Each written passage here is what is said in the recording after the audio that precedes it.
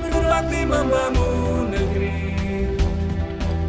Ilmu karya cipta untuk memajukan bangsa. Lintas keilmuan untuk keberlanjutan. Kebanggaan kita, sekolah pasca sarjana. Bekerja bersama, mewujudkan asa cipta. Unpad bermanfaat dan mendunia. Transdisciplinarity for sustainability.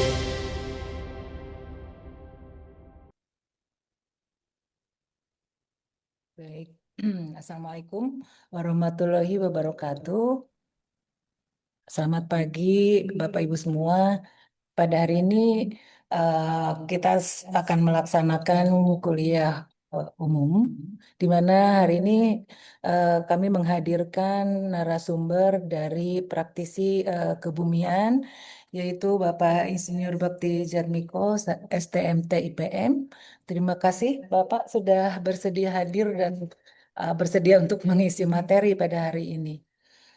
Setelah sekian lama kita vakum karena beberapa libur ya, maka hari ini kita mulai lagi untuk melanjutkan sharing, terutama mungkin dari para praktisi yang sudah eh, banyak pengalaman di bidangnya masing-masing tentunya, dan nanti kita bersama-sama akan mendengarkan paparan dari para narasumber.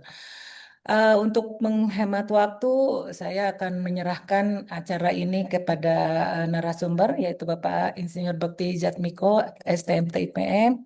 Kepada Pak Bakti, kami persilahkan. Pak, silakan. Pada kesempatan kali ini saya diberi kesempatan untuk dapat sharing mengenai profesionalisme insinyur. Ya, yang pertama sesuai dengan judul yang disampaikan dalam undangan Bu Listanti adalah profesionalisme insinyur memadukan keahlian dan integritas. Yang akan kami bahas pertama adalah mengenai arti kata profesionalisme insinyur sendiri. Profesional kalau dari Kamus Besar Bahasa Indonesia ini adalah sebuah kata sifat yang memiliki beberapa arti. Yang pertama adalah bersangkutan dengan profesi, kemudian memerlukan kepandaian khusus untuk menjalankannya atau mengharuskan adanya pembayaran untuk melakukannya atau lawan dari amatir. Artinya memang profesional ini adalah sebuah pekerjaan yang berbayar. Kata profesional sendiri merujuk pada seseorang yang memiliki keahlian dan terampil di bidangnya. Ini kalau kita bicara seorang ahli, tentunya memang seorang profesional itu memang harus memiliki sebuah latar belakang yang dapat diakui oleh semua pihak.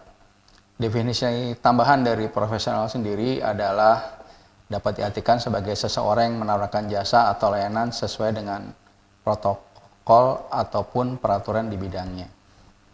Jadi dengan demikian profesionalisme termasuk profesionalisme jika sebagai kata benda memiliki makna sebagai mutu atau kualitas serta tindak tanduk yang merupakan ciri suatu profesi atau orang yang profesional. Dengan kata lain, profesionalisme adalah individu yang memiliki keahlian khusus dan berdedikasi tinggi dalam bidang pekerjaan tertentu. Sedangkan kata insinyur sendiri adalah suatu profesi yang melibatkan penerapan ilmu pengetahuan untuk memecahkan masalah teknis demi kesejahteraan manusia. Profesi insinyur sendiri memiliki tanggung jawab yang setara dengan profesi lain, misalnya dokter atau pengacara. Dan mengapa setara? Karena dalam pelaksananya profesi insinyur juga berhubungan erat dengan hal keselamatan dan keberlanjutan manusia. Ini menurut Wignio Subroto. Dengan demikian, arti profesionalisme insinyur adalah tingkah laku seorang seorang insinyur sebagai profesi yang menerapkan ilmu pengetahuan berupa kecakapan ataupun kepakaran dengan standar tinggi, etika dan integritas, mengutamakan keselamatan publik, serta kelestarian lingkungan. Ini menyangkut kepatuhan dan juga pada kode etik profesi, mengembangkan kompetensi keberlanjutan dan tanggung jawab sosial yang diatur dalam Undang-Undang Nomor 11 Tahun 2014 mengenai keinsinyuran. Jadi dalam kode etik insinyur atau dalam yang ditetapkan oleh PI di 2021 mengenai kode etik insinyur, dalam mukadimahnya dikatakan bahwa berkat rahmat Tuhan Yang Maha Kuasa, keinsinyuran yang berbasis kecendikiaan adalah profesi penting dan terhormat yang berdampak langsung terhadap kualitas hidup manusia. Oleh karena itu, profesi keinsinyuran harus didedikasikan pada perlindungan terhadap keamanan, keselamatan, kesehatan, dan kemaslahatan masyarakat. Praktek keinsinyuran mensyaratkan adanya kejujuran, ketidakberpihakan, kewajaran, dan kesetaraan serta keadilan. Oleh karena itu, insinyur wajib berpijak pada prinsip-prinsip perilaku etis dan standar integritas tinggi yang disusun dalam kode etik insinyur sebagai berikut. Yang menjadi prinsip dasar dari kode etik insinyur adalah yang pertama adalah mengutamakan keluhuran budi, keamanan, keselamatan, kesehatan, dan kemaslahatan masyarakat serta lingkungan. Yang kedua, berpraktik hanya pada bidang kompetensinya. Yang ketiga, menyatakan pendapat kepada publik hanya secara objektif dan berdasarkan kebenaran menyeluruh. Keempat, bertindak sebagai pihak yang jujur dan dapat dipercaya kepada pemberi tugas atau pemberi pekerjaan. Kelima, menghindari perbuatan yang mengelabui. Yang keenam, berperilaku terhormat, penuh tanggung jawab, berbudi luhur, taat hukum demi menjunjung tinggi martabat, reputasi, dan kedayagunaan profesi. Jadi kalau tadi kita merujuk ke kata-kata profesional, maka dalam prinsip dasar ini, dalam poin 2, berpraktek hanya pada bidang kompetensinya, ini adalah salah satu ciri dari seorang profesional insinyur. Kemudian juga dalam arti profesional tadi yang dijelaskan dalam slide pertama adalah yang memiliki keahlian khusus dan berdedikasi tinggi. Ini kita dapat dilihat pada poin 6, berperilaku terhormat, penuh tanggung jawab, berbudi luhur dan taat hukum, serta menjunjung martabat, reputasi, dan kedayagunaan profesi. Ini adalah dalam kode etik insinyur ini atau prinsip dasar dari kode etik insinyur yang dikeluarkan PI di 2021, bahwa memang seorang profesional insinyur itu memang harus memiliki keenam prinsip dasar ini. Penjelasan dari prinsip dasar ini ada dalam kode insinyur di 2021. Silahkan nanti Bapak dan Ibu bisa membuka sendiri di web PI. Selanjutnya ini adalah mengenai memadukan keahlian dan integritas sesuai dengan judul dari materi hari ini. Dapat disampaikan bahwa memadukan keahlian integritas bagi seorang insinyur berarti menjalankan kompetensi teknis dengan landasan moral yang kuat untuk kepentingan masyarakat. Berdasarkan prinsip kode etik insinyur, ini catur karsa sabta dharma ini adalah istilah yang digunakan oleh kode etik insinyur PI di sebelum 2021 dan praktek profesionalisme. Jadi adalah cara-cara utama untuk memadukannya daripada kode etik insinyur yang tadi sudah dijelaskan di slide sebelumnya. Ada 6 prinsip dasar dan itu memang menjadi dasar bagi seorang profesional insinyur untuk menjalankan tugas sehari-harinya. Yang pertama dari memadukan keahlian dan integritas dapat disampaikan bahwa yang pertama adalah mengutamakan keselamatan dan kesejahteraan publik. Sebagai contoh adalah menolak penggunaan material di bawah standar meskipun ada tekanan untuk menekan anggaran ataupun alasan lain, katakanlah fee atas penggunaan barang. Yang kedua, bekerja sesuai kompetensinya, yaitu menerapkan atau memberikan layanan jasa insinyuran hanya pada bidang yang dikuasainya dan terus memperbarui ilmu melalui program pendidikan atau pelatihan seperti program profesi insinyur untuk menjaga validitas kompetensi. Yang ketiga, komunikasi publik yang jujur dan objektif atau menerapkan berani mengakui kesalahan teknis jika terjadi dan segera memberikan solusi perbaikannya. Yang keempat, menghindari konflik kepentingan. Penerapannya adalah menjaga rahasia perusahaan dan tidak menerima suap dalam proses tender ataupun pengadaan material. Yang kelima, konsistensi dan tanggung jawab atau akuntabilitas. Integritas adalah dasar kepercayaan, sementara keahlian adalah cara mengeksekusi tugas atau pekerjaan. Keduanya dipadukan menjadi sikap disiplin untuk memenuhi janji dan komitmen proyek yang agar dapat diselesaikan tepat waktu dengan standar kualitas yang sudah dijanjikan. Di sini disampaikan dari uraian di atas bahwa peran insinyur dalam beberapa aspek ini peran insinyur meliputi yang pertama adalah seorang insinyur harus memiliki integritas tinggi dan komitmen terhadap implementasi atau profesi yang dimilikinya.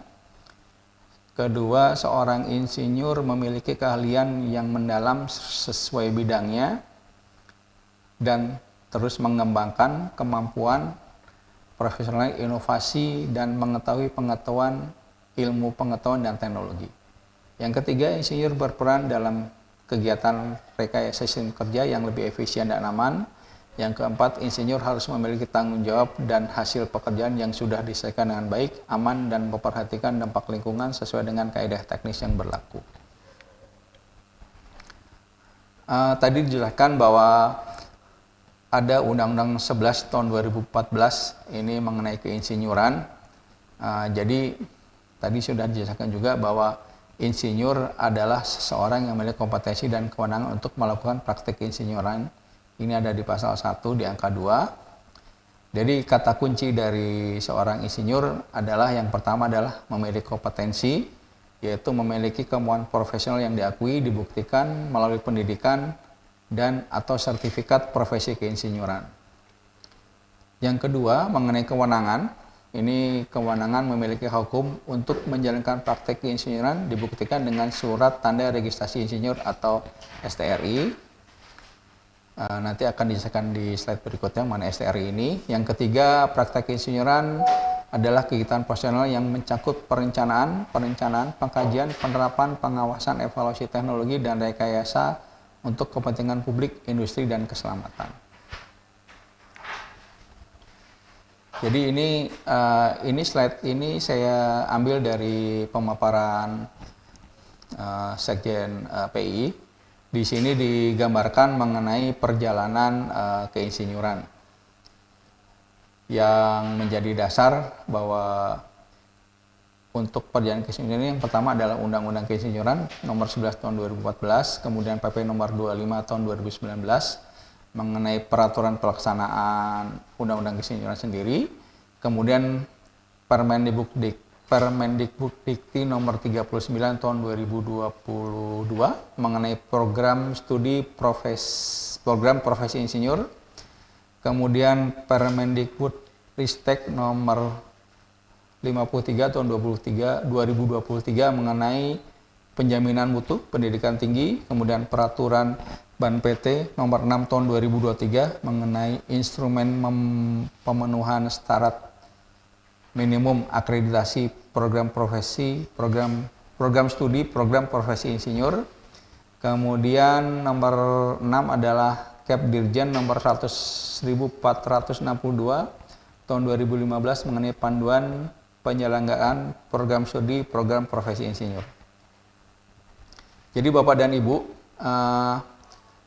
dalam bar chart yang digambarkan dalam slide ini, yang pertama setelah Bapak Ibu menyelesaikan pendidikan S1 dan bergelar sarjana teknik, untuk menjadi seorang profesional insinyur, itu yang langkah yang harus dilakukan adalah mengikuti program studi, program profesi insinyur. Ini sama dengan yang sedang dilakukan Bapak Ibu sekarang ini untuk selanjutnya mendapatkan gelar insinyur. nanti pada saat setelah gelar insinyur didapatkan, untuk memperoleh gelar sebagai insinyur profesional, itu Bapak dan Ibu harus mengikuti uji kompetensi. Uji kompetensi ini seperti dilihat dalam bar nomor 3 ini, atau dalam tanda kurung ada FAIP, formulir akreditasi insinyur profesional. Ini berisi mengenai beberapa hal yang harus Bapak Ibu input atau Bapak Ibu upload berkaitan dengan semua aspek pekerjaan dan juga kegiatan dalam hal yang berhubungan dengan keinsinyuran yang sudah Bapak Ibu lakukan. Jadi untuk dapat mengisi FAIP ini, Bapak dan Ibu dari sekarang atau barangkali juga sudah Bapak Ibu lakukan adalah mendokumentasikan seluruh bukti kegiatan yang ada hubungannya dengan keinsinyuran. Yang pertama misalnya berhubungan dengan kegiatan perencanaan atau perancangan, yang kedua dengan kegiatan pengawasan pekerjaan, yang ketiga dengan kegiatan penulisan naskah akademik, atau misalnya itu juga dapat berupa buku ataupun juga penyampaian dalam sebuah seminar ataupun lokakarya.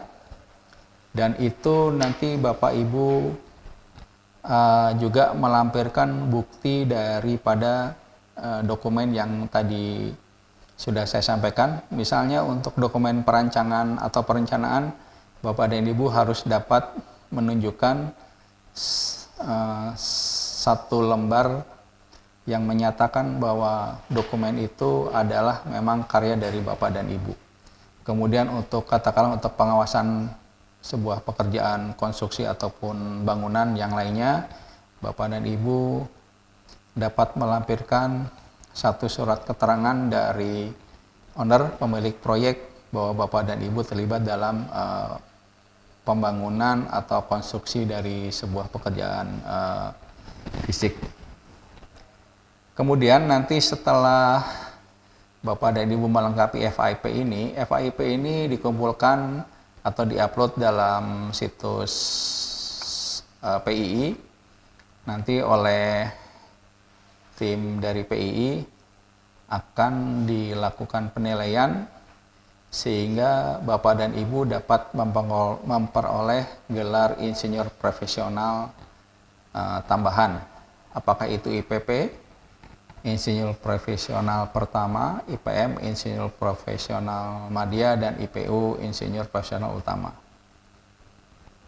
Dari gelar tadi, setelah dinilai oleh PII, Bapak dan Ibu memperoleh gelar IPP, IPM atau IPU, akan dikeluarkan surat tanda registrasi insinyur. Setelah lengkap memperoleh surat tanda registrasi insinyur, barulah Bapak dan Ibu dapat melakukan praktek keinsinyuran. Praktek keinsinyuran ini tentunya ini sebenarnya sudah Bapak dan Ibu lakukan sekarang ini, yang sudah bekerja sebenarnya sudah melakukan praktek keinsinyuran, dan ini memang harus sekarang sudah saatnya untuk dijadikan sebuah atau sudah harus wajib untuk melalui tahapan ini dari mulai nomor 2, nomor 3, nomor 4, nomor 5, sehingga nanti pada saat Bapak dan Ibu melakukan praktek keinsinyuran ini sudah benar-benar dinyatakan sebagai seorang profesional insinyur. Dalam tadi pada saat di pengambilan profesi insinyur di program studi profesi insinyur ini terdapat 7 disiplin teknis atau 7 bidang. Yang pertama adalah kebumian energi, kemudian rekayasa sipil dan lingkungan terbangun. Yang ketiga adalah disiplin bidang industri, kemudian konservasi dan pengelolaan sumber daya alam. Nomor 5 pertanian dan hasil pertanian. Nomor 6 teknologi kelautan dan perkapalan, dan nomor 7 adalah aeronautika, dan astronautika. Ini untuk 7 bidangnya. Yang pertama adalah termasuk juga di pendidikan dan pelatihan teknik, kemudian penelitian, pengembangan, pengkajian, dan komersialisasi. Kemudian nomor 3 ini adalah konsultasi, rancang bangun, dan konstruksi. Nomor 4 teknik dan manajemen industri, manufaktur, pengelolaan, dan proses produksi. Nomor 5 eksplorasi dan eksploitasi sumber daya mineral. Nomor 6 penggalian, penanaman, peningkatan, dan pemulihan sumber daya alami. Nomor 7 pembangunan, pembentukan, pengoperasional, dan pemeliharaan aset. Ini 7 bidang ini adalah beberapa bidang pekerjaan yang memang dapat Bapak Ibu lakukan sehingga nanti bisa dipilih di bidang apa Bapak dan Ibu sesuai dengan pendidikannya dalam mengambil disiplin teknik untuk dapat memperoleh gelar profesi insinyur, profesional insinyur, tadi IPP, IPM, ataupun IPU. Penjelasan lanjut ini adalah mengenai Undang-Undang Nomor 11 2014 mengenai keinsinyuran. Di pasal 50 ini dapat disampaikan bahwa setiap orang yang bukan insinyur yang menjalankan praktek insinyuran dan bertindak sebagai insinyur sebagaimana diatur dalam undang-undang ini dipidana dengan pidana penjara selama 2 tahun atau pidana denda paling banyak 200 juta. Di angka 2 dari pasal 50, setiap orang bukan insinyur yang menjalankan praktek insinyuran dan bertindak sebagai insinyur sebagaimana diatur dalam undang-undang ini sehingga mengakibatkan kecelakaan, cacat hilangnya nyawa seseorang, kegagalan pekerjaan keinsinyuran, dan atau hilangnya harta benda dipidana penjara paling lama 10 tahun dan atau pidana denda paling banyak 1 miliar rupiah. Pasal ini Bapak dan Ibu bisa menjadikan sebuah peringatan bahwa memang praktek keinsinyuran itu hanya boleh dilakukan oleh seorang insinyur yang memang sudah memperoleh gelar profesional insinyur. Dalam pasal ini jelaskan mengenai di angka 1 ini adalah kegiatan yang dilakukan oleh seorang insinyur yang tidak memperoleh gelar profesi insinyur, itu sudah ada denda pidana berupa penjara dan ataupun denda uang. Di angka 2, sebuah kegiatan yang dihasilkan oleh seorang insinyur yang tidak memiliki gelar profesi insinyur dan mengakibatkan adanya kecelakaan kerja, hukumannya ini pidana 10 tahun dan denda 1 miliar. Ini tentunya sebuah angka yang cukup besar untuk bisa menjadikan perhatian bahwa gelar insinyur profesional itu adalah sebuah hal yang mutlak ataupun wajib yang harus dimiliki oleh seorang insinyur untuk dapat beraktivitas di Indonesia. Jadi dari kesimpulan penyampaian di pagi hari ini, bahwa program profesi insinyur adalah program pendidikan tinggi setelah program sarjana yang bertujuan untuk membentuk kompetensi keinsinyuran. Keinsinyuran sendiri adalah kegiatan teknik dengan menggunakan kepakaran dan keahlian berdasarkan penguasaan ilmu pengetahuan teknologi untuk meningkatkan nilai tambah dan daya guna secara berkelanjutan dengan memperhatikan keselamatan, kesehatan, kemaslahatan, serta kesejahteraan manusia dan kelestarian lingkungan. Program profesi insinyur dilaksanakan melalui program studi profesi insinyur yang diselenggarakan oleh perguruan tinggi yang bekerja sama dengan kementerian terkait, PI, dan atau kalangan industri. Program studi program profesi insinyur di Pascasarjana Universitas Padjadjaran ini bekerja sama dengan PI dan juga dengan beberapa industri untuk dapat mendukung program pengajaran di program profesi insinyur. Baik, demikian Bapak dan Ibu yang dapat saya sampaikan sedikit sharing dari materi mengenai profesionalisme insinyur dalam kaitannya untuk kegiatan Bapak dan Ibu dalam berkegiatan di Indonesia khususnya, yang mana bahwa gelar insinyur profesional ini adalah sebuah hal yang mutlak yang memang harus dimiliki oleh seorang sarjana teknik untuk dapat berkegiatan di bidang keinsinyuran di Indonesia. Demikian Bu Ris, nanti yang dapat saya sampaikan untuk kegiatan di pagi hari ini. Saya kembalikan ke Ibu. Terima kasih.